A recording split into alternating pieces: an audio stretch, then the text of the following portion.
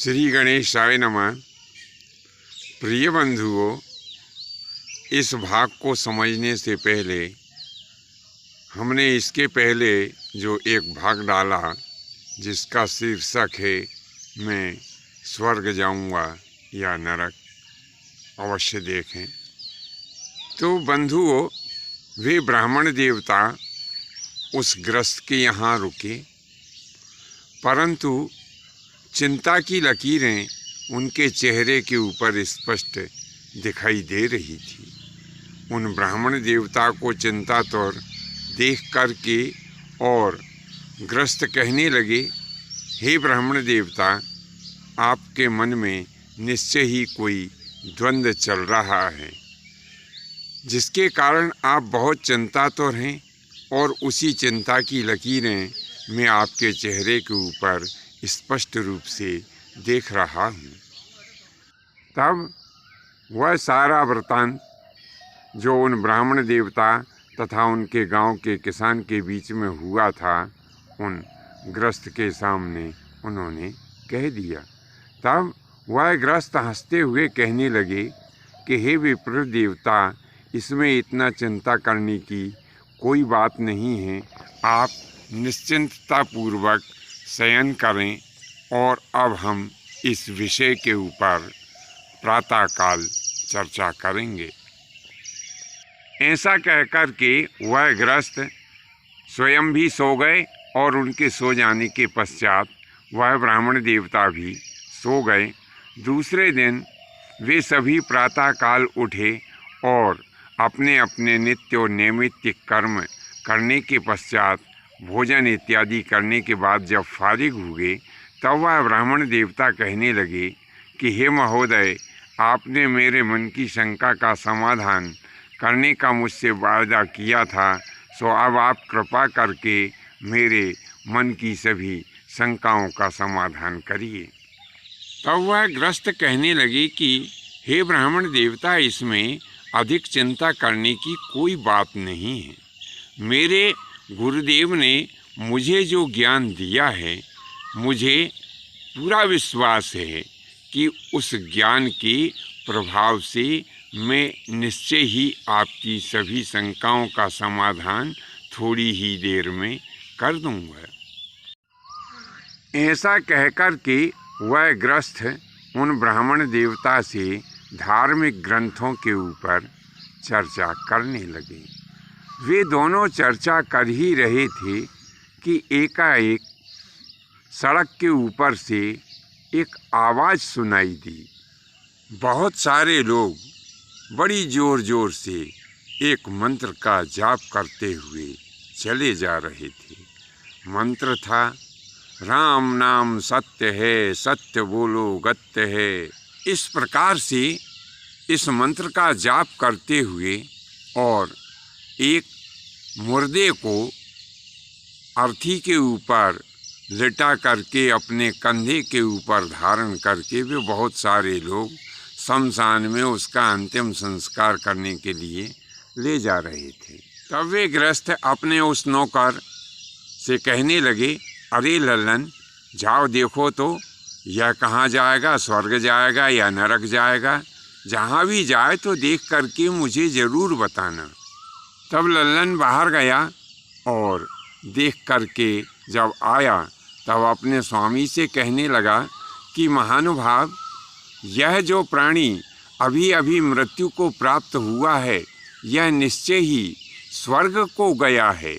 तब तो वे महानुभाव कहने लगे कि हे लल्लन, तुम ऐसा करो कि जो फूलों की टोकरी में फूल रखे हुए हैं, वे पुष्पों की वर्षा इस मुर्दे के ऊपर अवश्य ही करके आओ, क्योंकि यह स्वर्ग को गया है। लल्लन और उस ग्रस्त की बात को सुनकर के वो ब्राह्मण देवता को बड़ा ही आश्चर्य हुआ। मैं इतने समय तक काशीपुरी में रहकर गुरुदेव के पास में और विद्या का अध्ययन किया, मुझे ये ज्ञान नहीं हो पाया कि कौन प्राणी स्वर्ग जाता है और कौन प्राणी नरक को जाता है। लेकिन महाघोर आश्चर्य, यहाँ तो इन ग्रस्त के नौकर को भी ये ज्ञान है कि ये प्राणी स्वर्ग को गया है। बड़ा ही आश्चर्य। अपने आश्चर्य को ना छिपाते हुए वे ब्राह्मण देवता उन ग्रस्त से पूछने लगे, हे प्रभु बताइए कि आपके नौकर को ये जानकारी कैसे हुई कि यह प्राणी स्वर्ग को ही गया है। तब तो वे ग्रस्त हंसते हुए कहने लगे, ब्राह्मण देवता आप थोड़ा और रुकिए। आपके मन में जितनी भी शंकाएं हैं वे सभी शंकाएं धीरे धीरे यहाँ पर दूर हो जाएंगी। ऐसा उन ब्राह्मण देवता को समझाकर वह ग्रस्त पुनः उन ब्राह्मण देवता से धार्मिक चर्चा करने लगा। अब वह शहर तो बहुत बड़ा था जिस शहर में वह ग्रस्त निवास करते थे। थोड़ी देर बाद क्या हुआ कि एक मुर्दा फिर उनके दरवाजे के पास से निकला। वही आवाज़ फिर आई कि राम नाम सत्य है और सत्य बोलो गत्य है। तो ग्रस्त ने फिर से उस लल्लन से कहा, लल्लन देखो तो ये कहाँ पर जा रहा है, स्वर्ग जा रहा है कि नरक जा रहा है। तब लल्लन बाहर देख कर के आया और आने के पश्चात बड़े ही उदास मन से कहने लगा कि हे स्वामी, यह जो प्राणी अभी मृत्यु को प्राप्त हुआ है यह सीधा नरक को गया है। ऐसा लल्लन ने अपने मालिक से कहा।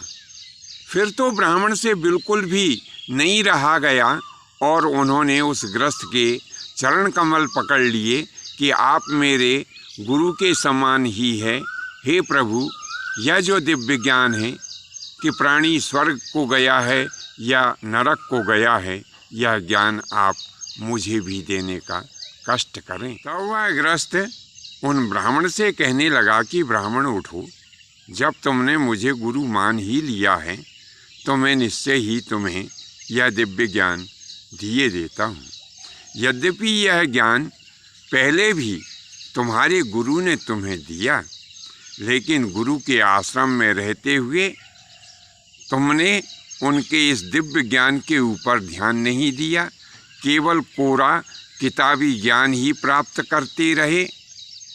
अब सुनो, हम तुमको बताते हैं कि जो पहले वाले मुर्दे के बारे में हमने ओ लल्लन ने जो कहा कि वह प्राणी स्वर्ग को गया, तो हमने कैसे कह दिया, उसका राज ये है कि पहले वाले मुर्दे के साथ में बहुत सारे लोग चल रहे थे और उसके साथ में चलने वाले लोग सब आपस में ऐसी बात कर रहे थे कि बड़ा अच्छा व्यक्ति था।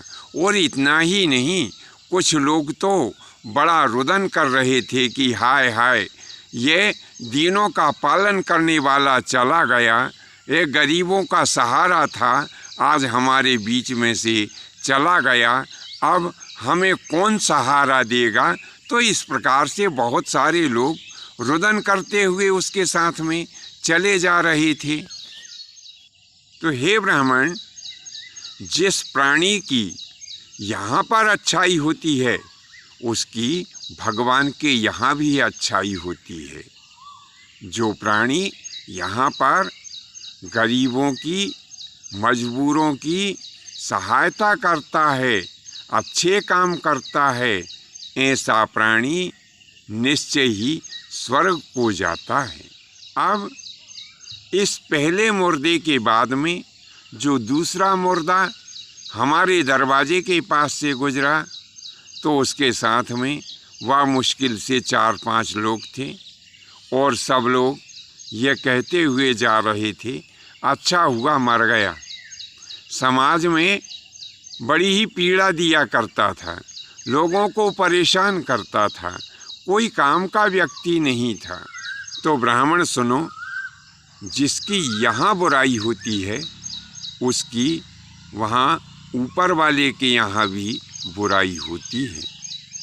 जो प्राणी यहाँ मृत्युलोक में रह कर के अच्छे कर्म का अर्जन करता है, पुण्य लाभ अर्जन करता है, वह प्राणी मृत्यु के पश्चात स्वर्ग आदि नाना प्रकार के जो शुभ लोक हैं उन लोकों को प्राप्त करता है। और जो यहाँ रह कर के पाप कर्म का अर्जन करता है वह प्राणी नरकगामी होता है।